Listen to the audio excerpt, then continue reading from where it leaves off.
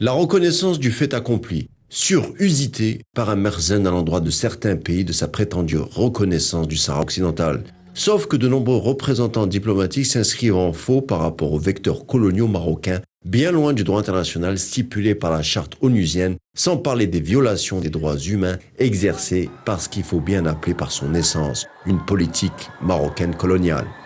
C'est justement en marge de la conférence organisée par le Comité national de solidarité avec le peuple sahraoui qui a pris fait et place dans le camp réfugié d'Essoured que le vice-ministre du développement social Pamela Chouiti encourage l'ensemble des pays africains à la fermeté, faisant rappeler que c'est seulement grâce à la solidarité que son pays, l'Afrique du Sud, a pu briser les chaînes de l'apartheid.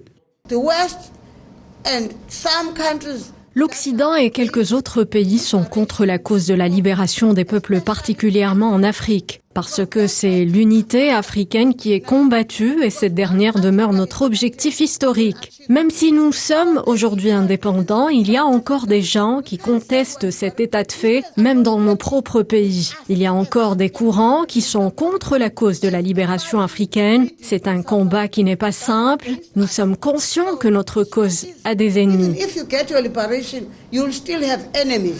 L'Algérie et l'Afrique du Sud partagent un fort point commun au vu de l'histoire. Ce qui les met de facto comme partie prenante contre toute politique de colonisation, et ce, quelle que soit sa forme, en prenant appui sur le droit international. Sauf que celui-ci se trouve parfois enrayé, on en veut pour preuve l'impunité totale malgré le rapport parfois accablant d'ONG sur place au sujet de la violation des droits de l'homme du peuple sahraoui.